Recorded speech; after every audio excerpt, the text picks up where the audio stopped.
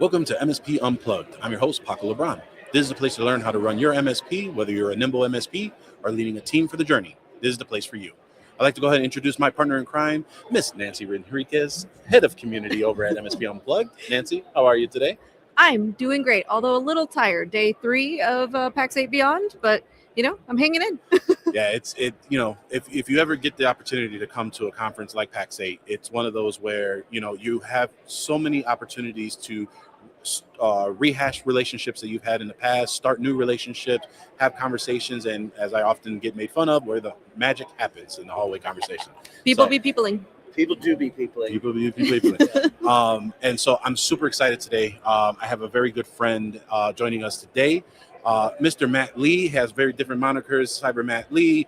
I think your title may have had some additional words in there in regards. What is your title now at Pax8? Senior Director of Security and Compliance. I've had the same title since the very beginning because I made it up. Okay, sounds good. You're like, and I'm not changing it. I'm not. That's the one. This is the one. Yeah. So for all of you, you may have seen Matt on some of our episodes before. He has been gracious with his time appearing at many of our TechCon Unplugs on different aspects of modern workforce, cybersecurity, AI, all in between of just ensuring that you are educated as the MSP so that you know and have the information and the resources that you can take something with you to be actionable to not only for yourself, but to your end users as well. So I, again, really appreciate you coming out. I have much love for you. And again, really appreciate you just coming out. But I'll kind of start off, Matt, for those that may be new to the program. Sure. And are just saying, okay, what's this gnarly dude with the beard? Yeah. Can you talk a little bit about yourself, how you Sure. came to the space, and how you ended up at Pax8? Yeah, that's great. So my mom and dad met in 70. Well, it's too early. Let's just make it fast forward a smidge. It's only 30 minutes. So. No, I actually started my career in banking and finance and myriad of different careers through there. And at one point, I switched into becoming an IT guy. I was technician number 7 at a very smaller $1 million revenue or less MSP, converting from break fix. And I sat in almost every seat. I was a technician. I was as we became VCIOs and technician tier 1, 2, and 3, and then help desk, and then, project services, which I don't like doing, and then, the others. And ultimately was the director of technology for the company as we got to about 10 million or so, 6 million or so in revenue. It was about 6 million in revenue. And then as we merged to be a much larger organization, we were about 22 million or so in revenue. I was the director of technology. And then and security. And it's funny because I remember, Paco, this is how much of an afterthought security was. In like 2016 or so when I took the title, we just had a sticky note added to my badge. It just said Director of Technology and Security. That was for like a long time. It was literally just an add-on, right? A title of, I guess this guy will handle the security thing. Why I'm so passionate, why I'm in the space now is, as we merged to be a larger entity, we lost $3 million in total economic impact due to a threat actor named Soda no Kibi, or R-Evil, ransomware gang. And that became most of my life mission was after that it's more regulation to cut my beard than it is for me to sit here as a cybersecurity professional or as an MSP, or you being an MSP. Think about your career. You went to the courthouse, got a license, and now you're an MSP, right? Like that doesn't happen in any other professional space. So my life mission is to make self-regulatory passes at some point so that we can have something to say, this is what it takes to be an MSP, or a technology provider, ITSP, MIP, MIA, MI, whatever you want to call yourself. But yeah. All the acronyms. That's right. Yeah. No, and it's funny because I think we actually met during COVID, during 2020. And when I call, yep, if I remember. Yep.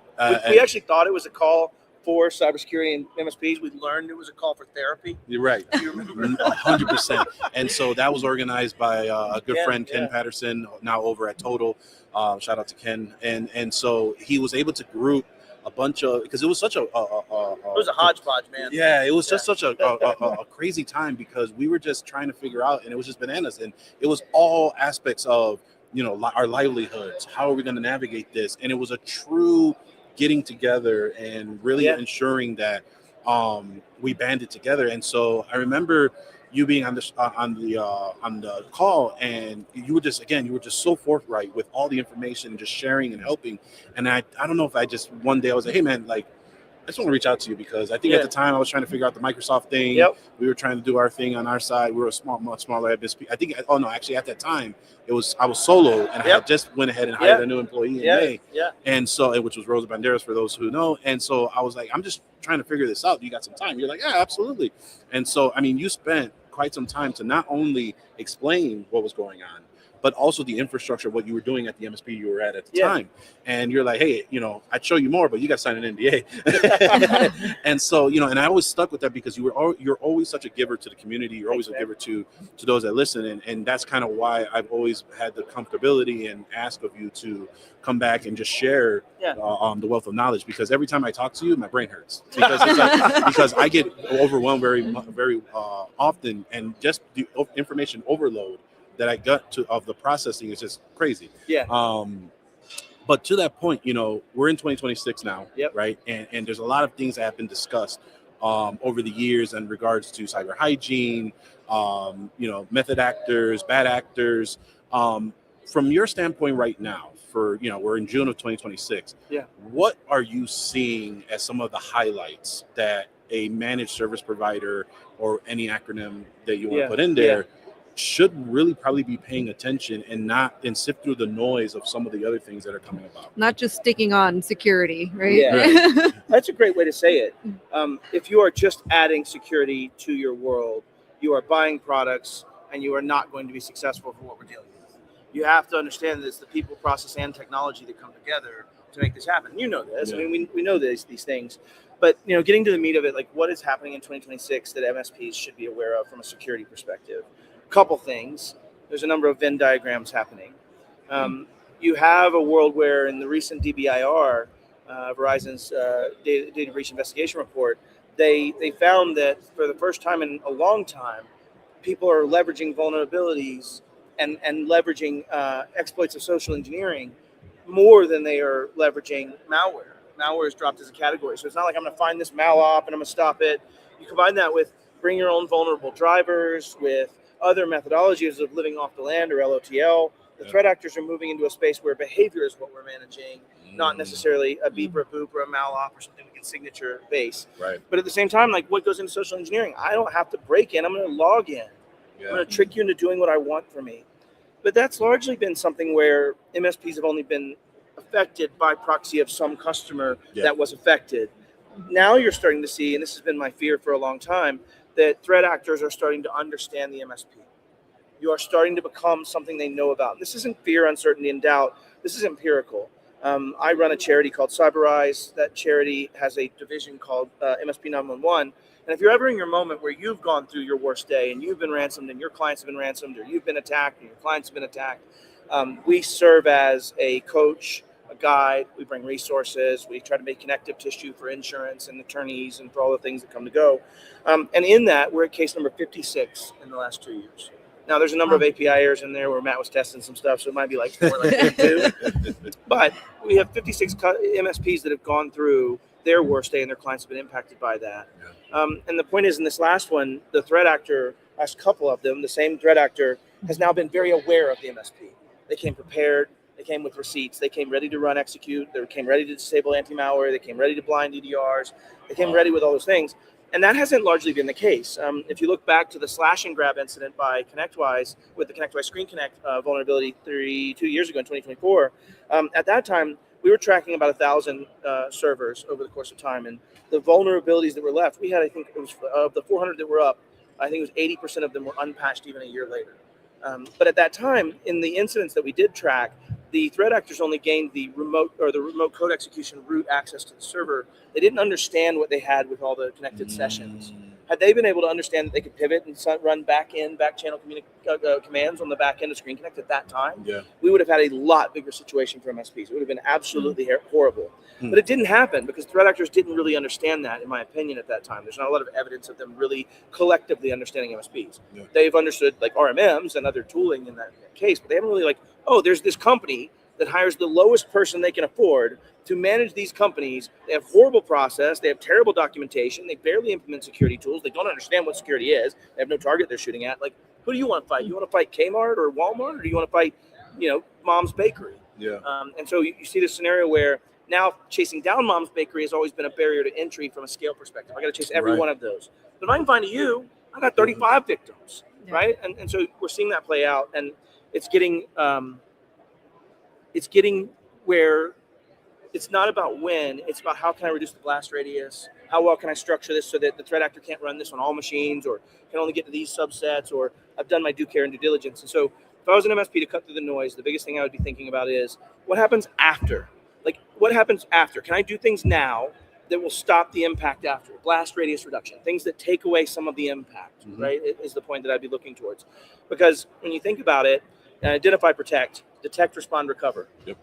3/5 are after the boom. Yep. And these have more impact, in my opinion, and I'm being a little facetious, more impact, in my opinion, in the output than the first preparation. If I can stop it quickly and limit the damage to 3 machines instead of all of it, if I can never get domain admin, or if I can never gain GA in the cloud, then I only limit to this, and I can manage that, and that's doable. And so from an MSP perspective, it's things like don't give every technician access to every single company. They don't work for all those companies. Only do it for these 3 companies. Right. So it's things of that nature. So, yeah.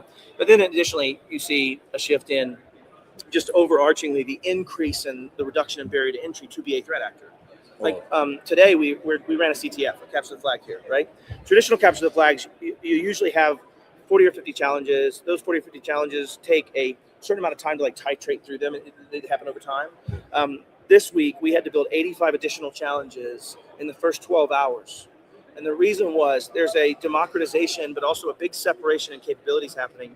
But basically, people were able to use Claude and other open frontier AI models to just destroy the CTF. When a year ago, I couldn't even do base 64 decoding. I know that was nerdy, but basically you couldn't get AI to do a reliable base 64 decode, which is a very simple process. But that means that if you're thinking like a threat actor, if I gain access to tooling and tool sets, I now can just do more with it. I can make very bespoke phishing emails to you. I can say, what's Paco like? What's the thing that gets him moving? And so you see this lower barrier to entry, better efficacy, better quality, people be people, your point, people do be peopling. And so when you're tricking people, it becomes the same proxy of every con man ever, right? And so it becomes very easy. So you have just a landscape that is set up to divide the pack, where if you're on one side and you're trying and doing the right things, it's probably pretty manageable. If you're over here and you don't have great patch schedules, you haven't had good adherence, you haven't talked to your clients through it, you don't have the right tooling, you don't have the education capabilities, those things have a way of sorting themselves out. Right. That's the way I might say it. 2026 is going to be a very interesting next half of the year.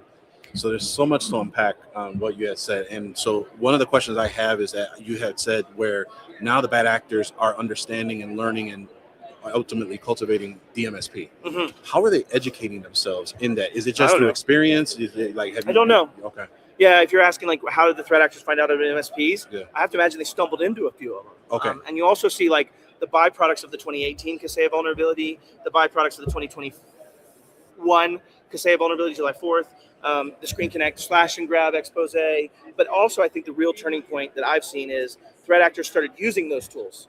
So when threat actors started understanding, hey, I got these remote access things I can use like Screen Connect or Simple Help or whatever they might be, they started going, wait, maybe others are using these. And if I can find these, we do bad things with them. Got it. So that's my hypothesis. I don't know for sure. But. How much of, especially speaking to social engineering and AI, right? I know like my mom will contact me and will send me a video, right? And says, oh my God, have you seen this video? And I'm like, Mom, that's AI. Yeah, sure. How much of that is happening and impacting everything that an MSP is dealing with or having to deal with? How much education is needed, especially for the end user?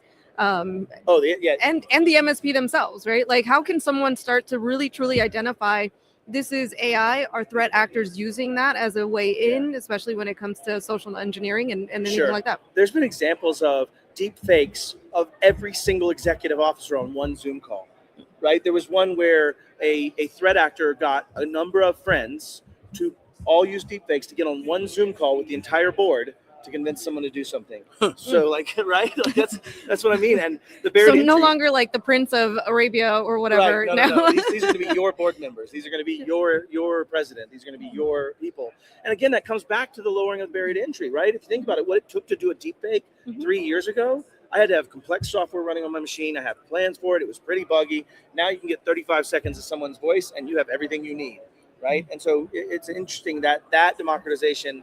Now, to the question of have I seen this in mass, I have not personally taken a case where a threat actor used deep social engineering capacitance to execute an MSP through that modality. Hopefully, we're not giving them ideas either. That's been a problem for me. Oops. And actually, it's a bit of the problem in cybersecurity, right? That you tell them things, they'll go do it.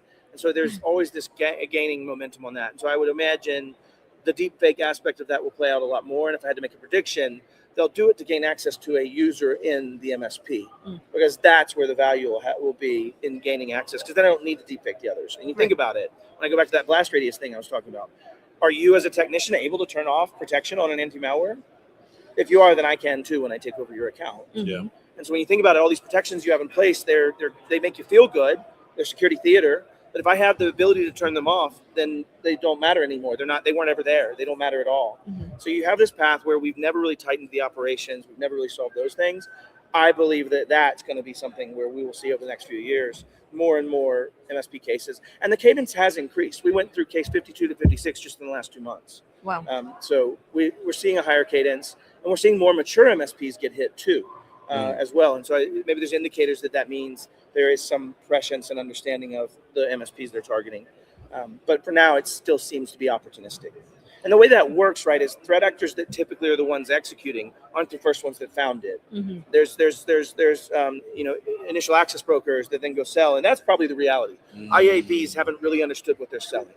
They haven't really equated that this MSP is as big as Walmart because of the number of companies they support and the number of heads that becomes. Like I think when I stopped, we were at 23,000 employee or humans we protected, and now they're in 140,000, I think, seats. So you start getting into this thing where if a threat actor knew that, I would put my effort there, probably. Hopefully, they're not listening to this podcast. Yeah, they don't. Threat actors get off this podcast.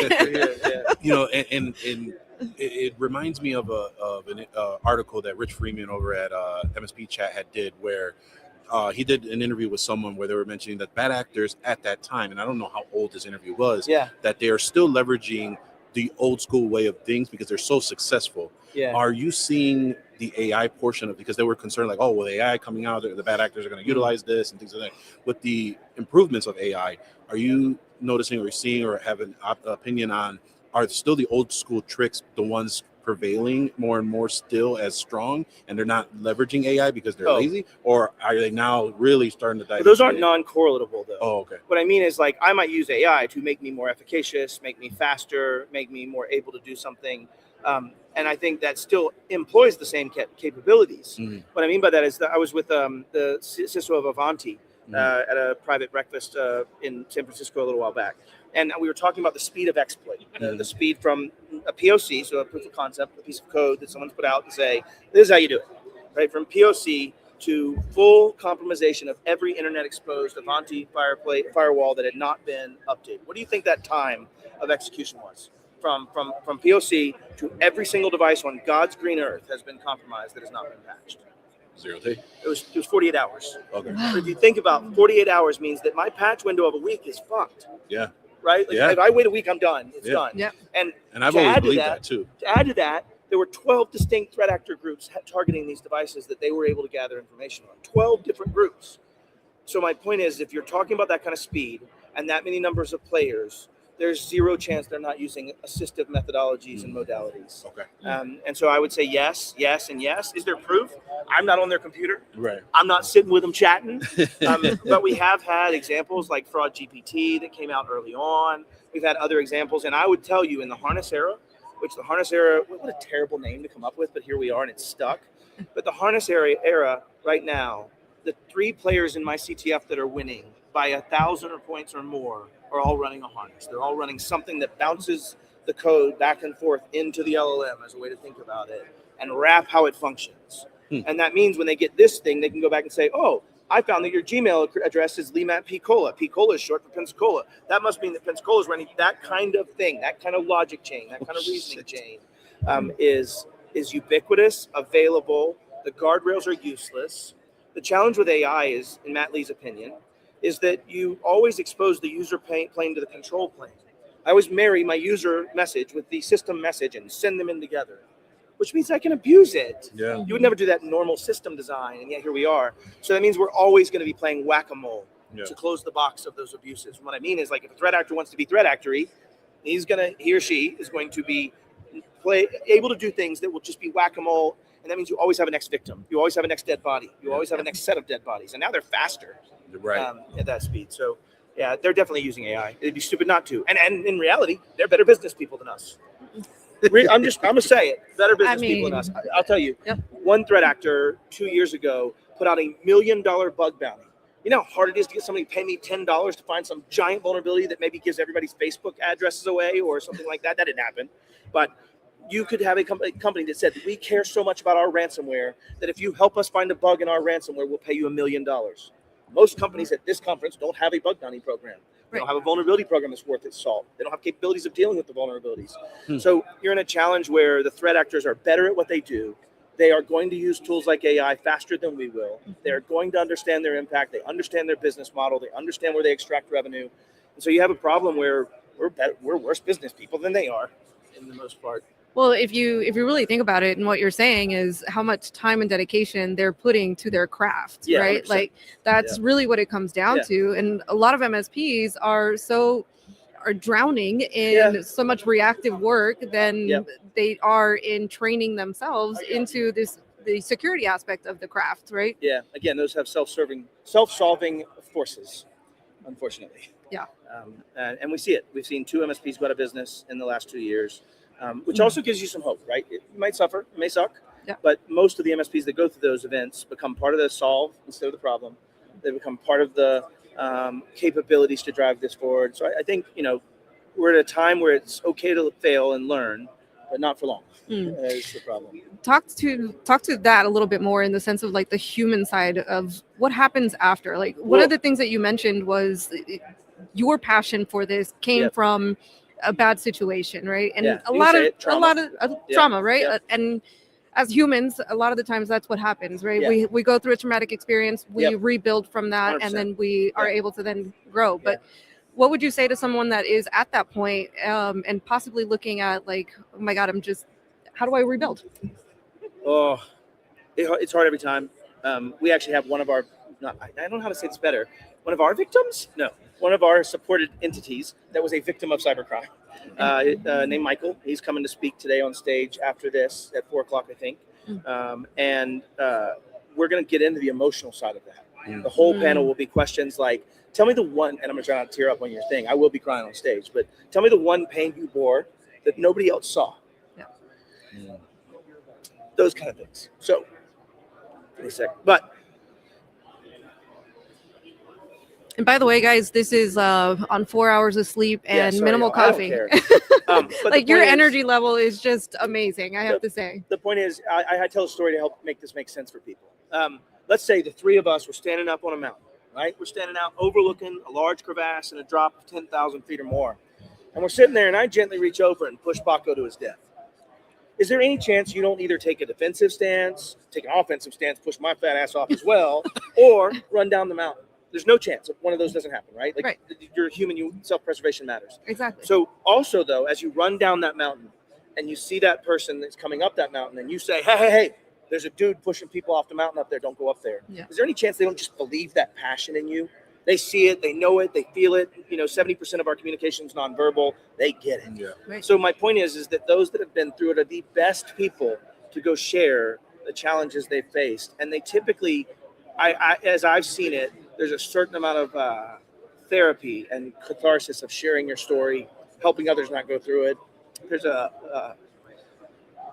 anyway. Someone's testimony is actually powerful. It's more powerful when you go through it. Oh, yeah. And are able to come out the other side. Yeah, absolutely. I have a service animal for a reason.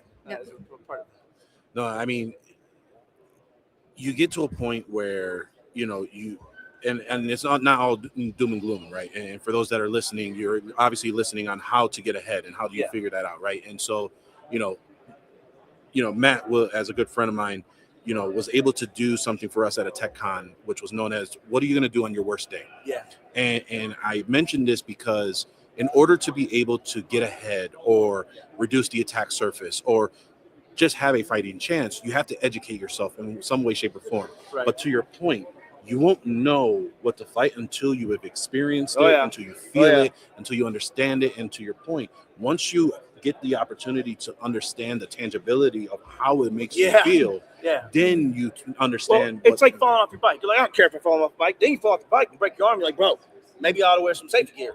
You know what I mean? It's that kind of scenario. So yeah, 100%. And so, being able to, and it was such an impactful exercise, because for those that either were, and I'll say, ignorant to think that it will not happen to them because they think that they were hot shit. B, they were maybe there were those that just didn't know what they didn't know, and being able to go through it helped progress a lot of that education. So my question to you, and obviously from this heartfelt of understanding where we are right now, how can an MSP truly understand how to get ahead for not only just themselves, but for the end users that they are trying to mitigate risk for?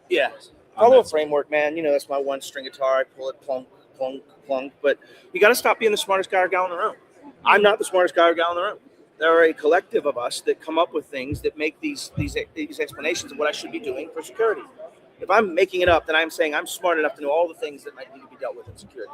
But if I'm following a framework like NIST CSF, NIS2, CAP, CMMC, if you will, 800-171, CIS, Trustmark, blah, blah, blah. If you're following a framework, you're submitting yourself to something greater than yourself, and not saying I'm the smart person who knows everything. There's a certain humility that comes with that. I think humility is a very big asset when it comes to trying to reduce risk and reduce harm. Is we come in with a certain ego, and then that ego falls apart at some point, and humility chips away at that a smidge. So I would say be humble and follow a framework. And then improve it. Like, you're going to do it. And I don't know if you're that technician I am. I've looked back at my projects and gone, oh, what a stupid decision that was. You suck, Matt. I think if you're not doing that with your own security program and looking at it later and going, man, this was evidence-based stupid and you're wrong. We need to be better. That can't happen without humility. There's an interesting pattern I've been seeing too. The more mature the MSP, the worse my incident is. And the reason for that is they spend so much time, at least I have 3 data points, so take it with a grain of salt, that may not be aligned. But the 3 times this has happened, most of the time was trying to blame the vendors. Like the time they could have been spending dealing with what was actually happening, they spent trying to say, well, my vendor must have got popped because I'm so mature, there's no way I did. And that comes from a lack of humility. That comes from a certain arrogance, and I'm victim of it being it myself. And so I think that's what I would give as advice is try to be humble. Try to second question the things you're doing and try to understand that you never have nailed it well enough. And I can prove it to you. If you're saying you do anti-malware, every MSP probably says they do some form of anti-malware. I would first challenge how many of them are MDR? How many of them have managed detection? Great. Well, if you don't, and you don't have the skill set to staff the people to understand what the fuck you're looking at, then you're going to be useless. Right? And at the same time, if you're saying I'm following 10.1 and that's why I'm deploying anti-malware from CIS, I would ask how many of you have your cell phone with anti-malware on it? Then you're ignoring asset classes that have the ability to connect to and store data. So my point is, don't lean in with arrogance, lean in with humility, and try to understand. And try to understand, is it broad enough? Is it deep enough? Is it enough efficacy? Is it high enough quality? And I don't think you'll ever finish. There's a phrase that and I'll turn it over to you, Nancy. There's a phrase that I always misquote you on. And it was a phrase that you had mentioned. There's 3 versions of what you don't know. Oh, yeah. Gotcha. And I want you to share that because I think it's important to this conversation. Yeah. I like to say in life you have 3 buckets. You have what you know, you have what you don't know, and you have what you don't know you don't know. And by that I mean, like, what you know, at least to the Dunning-Kruger principle, you know well enough, at least to some extent, right? What you don't know, you typically know because that you don't know it because you found it from something you know. It's a contextual anchor. Like, I can be like, wow, I didn't know that you'd moved the furniture. I stubbed my toe. Now you know that the furniture was moved, right? And then there's the don't know you don't know. In this category, you cannot just reason your way to this. You cannot follow a contextual clue anchor to this. You get hit in the face with this. The what you don't know bucket is what punches you in the face when you were not expecting it. So in my mind, what I think the effort is to try to find ways to lean into the don't know, I don't know space. And I think that's what the IR game was meant to do, that we did the first time. That's what the exercise of digging into CIS controls through the failure lens is meant to do, is to try to expose people to something they won't find until they do. And I have a more concrete example. Jason Slagle, a very, very experienced cybersecurity professional in his company, spent a lot of time checking a box that says, do not allow persistent tokens in conditional access. Now, I happen to know that doesn't do what you think it does.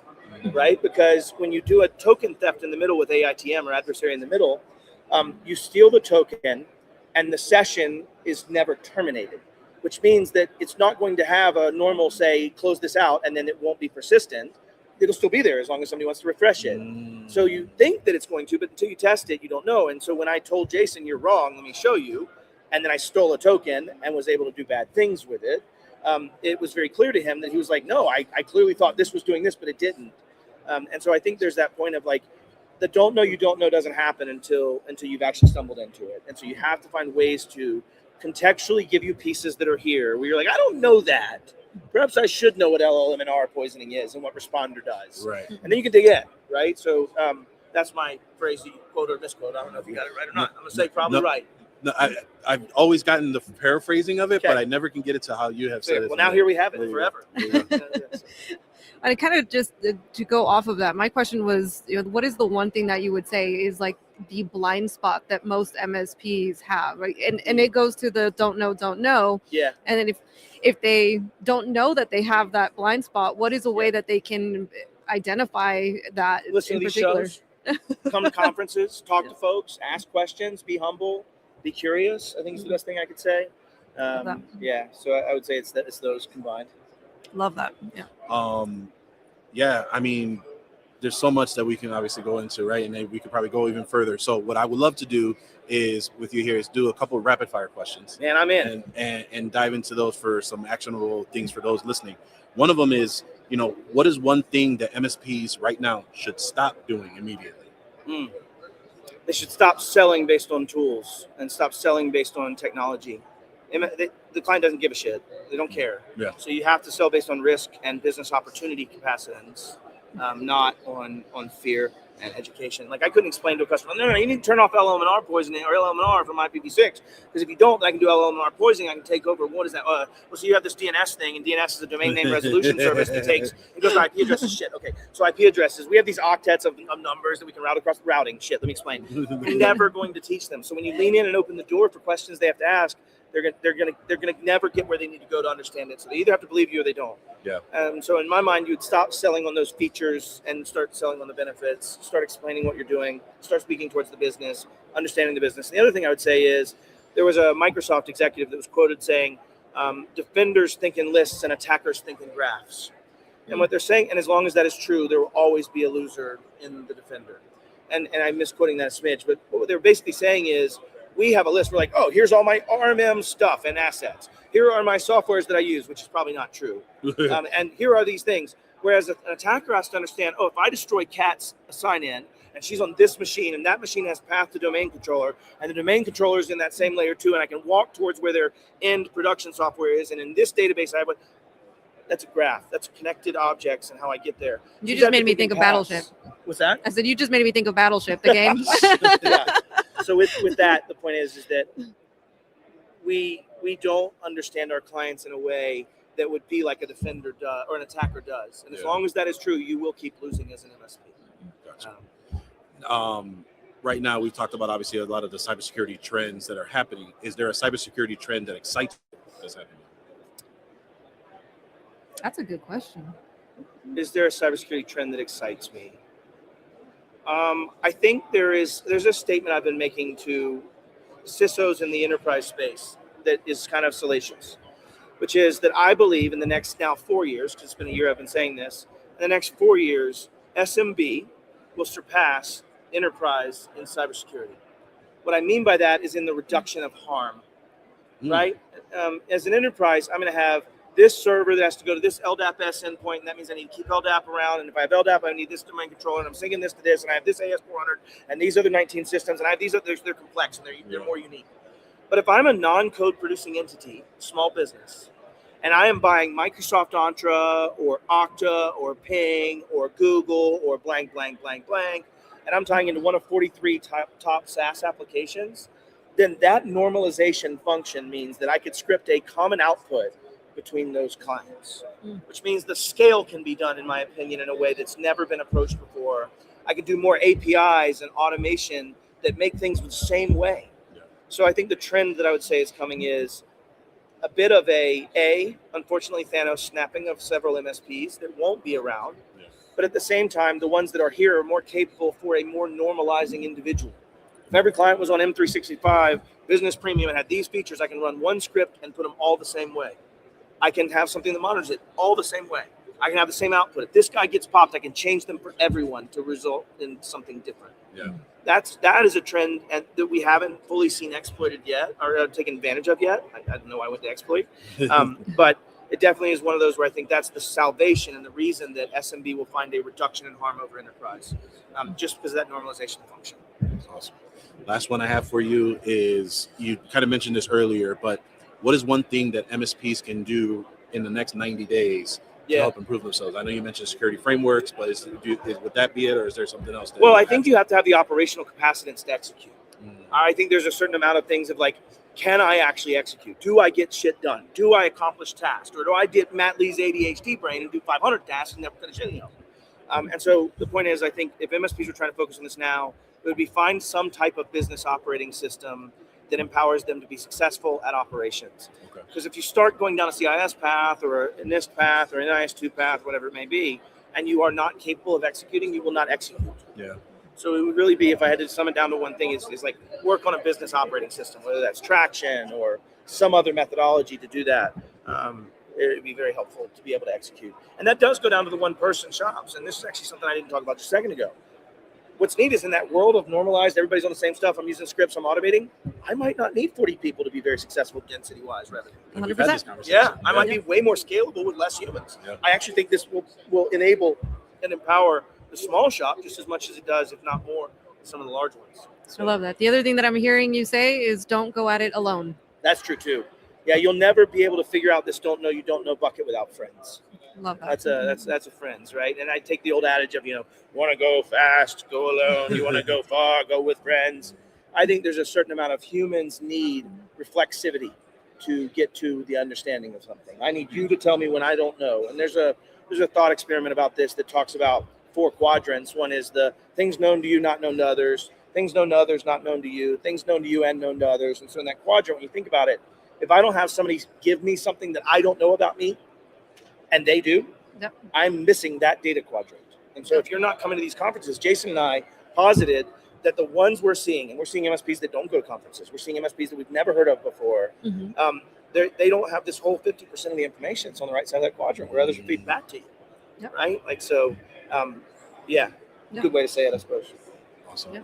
No, man, again, we can go on for so long, and I love talking to you every single time because there's always so much, something new to learn, what's going on, things of that nature. Matt, if anyone listening today wants to reach out to you, sure, or see what you're up to, what's the best way for them to connect with you? LinkedIn, follow. If you want to connect, you have to send me a message. I've been hurt by a bad profile, so now I don't accept connection requests. But yeah, LinkedIn's the best place to see where I'm at, what I'm up to. Cyberise.org if you're interested in the charity and what we do there. And then Pax8.com and some of the content and academy courses. I teach a class. In fact, I'm going home this week to go teach a class next week on CIS for 15 MSPs that want to understand these things. And, what's interesting is I've been teaching this class now for, I think, 5 years. It has been 5 years. I've been teaching this class for now 5 years.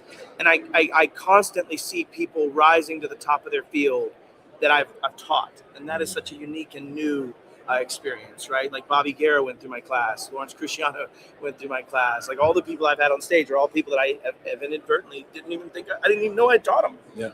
So many people had done it. And so it's I would even give a shout out to our very own Diana Giles, who went through your Modern Workforce. She was one of those early rock stars on Modern Workforce. I forgot about that. Yeah, I taught that one a long time ago. Yep. And so again, it just speaks to what you pour into the community and the trying to solve a world problem, friend. 50-year mission with a 20-year time horizon. I hear that. Wow. So, Nancy, any final words before we sign off here? Yeah. No, I mean, thank you for being on here and for bringing the energy that you do, the education, and the friendship that you bring to the community as well. Y'all have always served an underserved segment. So appreciate you. I appreciate you coming in. I appreciate all of you tuning in. If you'd like to see the video podcast, head over to youtube.com/MSP Unplugged. Like, subscribe, hit that notification button so that you're notified whenever a new episode is available. If you'd like to take us with you on the go, we're on all of your favorite podcatcher apps. Head over to MSPUnplugged.com. You'll see the variety that we have there. Some of them, for example, are Apple Podcasts, Amazon Music, and Spotify, to name a few. one of my favorite things to talk about. Matt has participated in many of these, and that is TechCon Unplugged. We are back September 17th to the 19th at the Crown Plaza in Rosemont. Get your ticket over at techconunplugged.com, and we look forward to seeing you there. From myself, Nancy, and Matt, we appreciate again you tuning in, and we will see you next time on MSP Unplugged. Bye. Thanks for having me, y'all. Appreciate it. Is that fun?